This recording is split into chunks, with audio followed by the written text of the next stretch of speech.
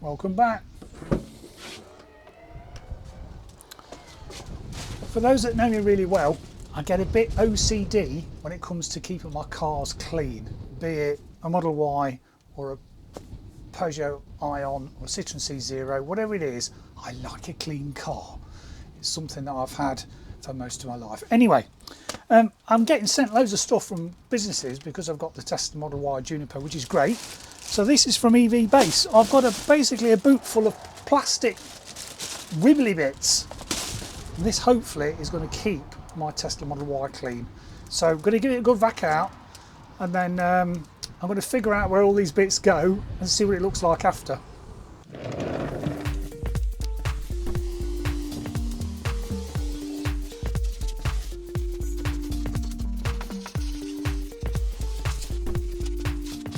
So it all looks a bit of a jumble, but this is what EVBase has sent me.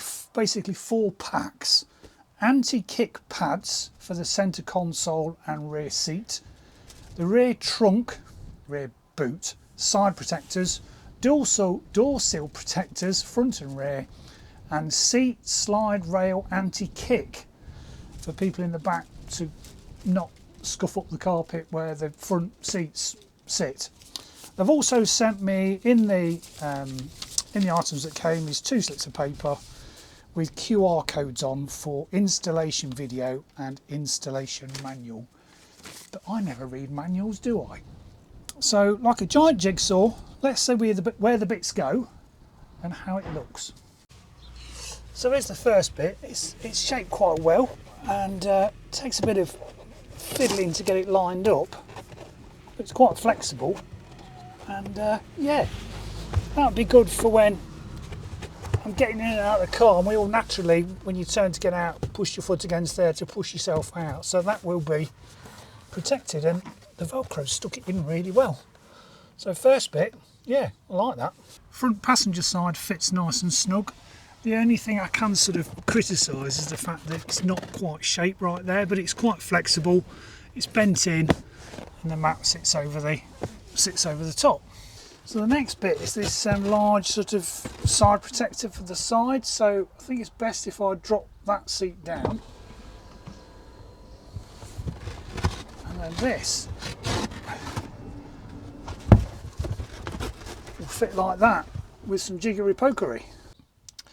So got a bit of a sweat on, but basically it's a really snug fit, and it helps if you drop the seats, take the base parcel shelves out, which I've taken out, given a good vac of course. And yeah, so the power point fits through that hole, and I think there's an emergency catch under here, which is another hole. Release, and just all you got to do then is just peel the rubber seal just to make that sit snug behind. Yeah, the fit inside is not absolutely brilliant, but you know, it's just to protect it from the dog with all the bits and bobs. But yeah, that's the near side. So the other side is the same process. Right, getting the hang of it now. Best thing to do is start with the leading edge, and then obviously leave some overlap for the trim, and then it all seems to pop in place, even with a little cut out here for this little ridge. So this second side was a lot easier. And then when putting these base parts back in, it's a really tight fit, which is no bad thing. But yeah, all fits back in, and the rear seats come back fine.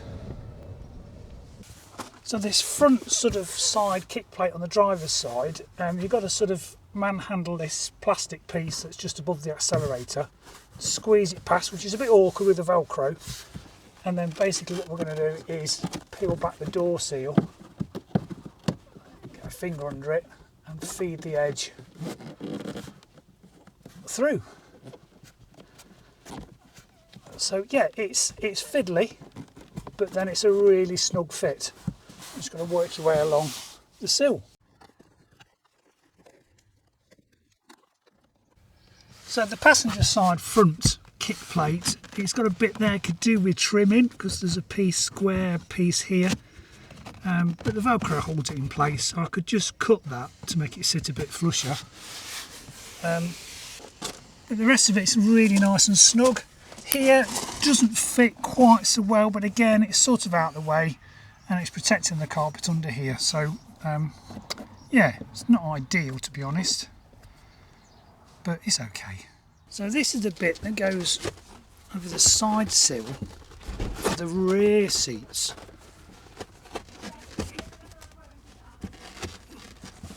But again, you've just got to be patient in working it round to its position. So that was really quite fiddly. You've got to feed the rubber overmat, if you like, underneath the seat, and obviously it takes you a while. Just be patient to feed it underneath there, but it doesn't impede the seat dropping. It just took a good 15 minutes to make it fit nice and snug. So the next bit, now I've figured out what all the parts do. So this bit basically fits over the two rear inner rails for the front seats, and then I quite like this. Again, it's a kick plate, but I know from reading what other people have said, the rear ventilation heating vents are open, and obviously things and sweeties and debris and coins and stones can get kicked in there and rattle around. But these have got like a grill on, so quite like that. And that's just on Velcro. I'll pull the mat up just to sort of make everything fit snug. But yeah, once you've figured out what all the bits do, it all looks fairly straightforward. And this piece, I'll do one for this side, this fits the whole rail. So that's the back of the rail, that way. That's the cutout for the seatbelt anchorage point, and that fits around the front rail of the front seat, and they're obviously handed. So I found it's best just to lay everything out as to where it fits and then sort of slowly work your way around.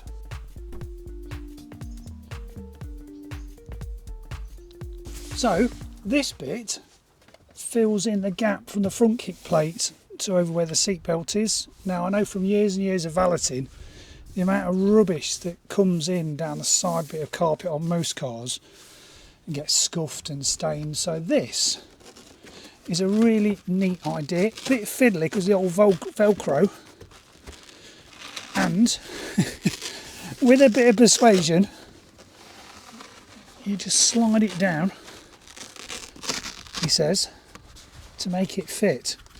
I suppose ideally you could do with taking the seat out to make this easy, but obviously it's not ideal. So if you're patient, which I'm not, but slide it down. Yeah, you get the idea. That's where it's going to go. I'm going to cut to it fitted. And the other bits to be fitted is this little piece, which fits over the front there. Oh, the seat's going back. And this kick plate, which fits underneath the front of the seat. So there we go, I've fitted that bit. It's found it best to slide your hand between the Velcro and the fabric on the side, and then it slid down, and then I took my hand out and pushed it in. So yeah, it's sort of a two-handed job. So the last piece to go in is this bit, which protects this bit of fabric underneath the two USBs and the rear screen. And this is the first bit that doesn't fit. So it fits at the bottom, and goes in at the sides and clips on okay, but I have to say that's a bit rubbish. But I'm going to leave it fitted anyway because it is protecting that bit of carpet. And it's the gap here for the USBs, but it's not the best fit. But it's protecting the carpet.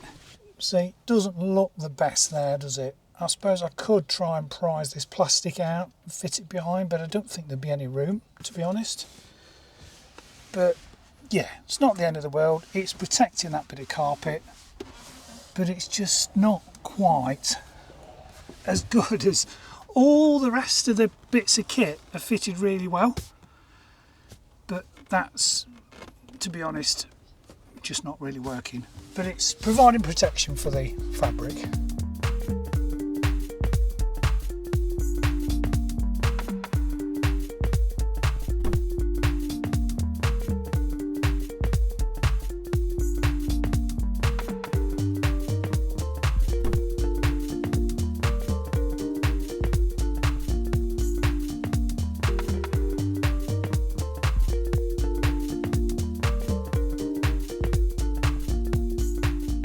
So what do I think to the EVBase accessories, this protective kit to protect the commonly used areas and stopping the plastics and the carpets getting scuffed? I give them a 9 out of 10. Most of the parts were an excellent fit, some need a bit of trimming. The piece at the back just above the rear screen to protect underneath where the carpet is, stop it getting scuffed with feet, that wasn't the best fit. But apart from that, everything else was tip top, really was. Now why do you want to cover a beautifully luxurious Tesla Model Y with lots of nice carpet that's fitted really well? Why do you want to cover it in plastic, JP? Well, I live near the beach. Lots of sand and rubbish will get in and out of this car. I mean, just have to look at the interior of my e-Niro. Even though you vacuum it regularly, you can never quite get that ingrained sand out of carpet. So this is a welcome addition, and take half an hour to take it all out and then have pristine as new carpets underneath. If you'd like some of this kit and you'd like 20% off, use my referral code JP20, and I've put in the description all the links to all the products that I've just fitted.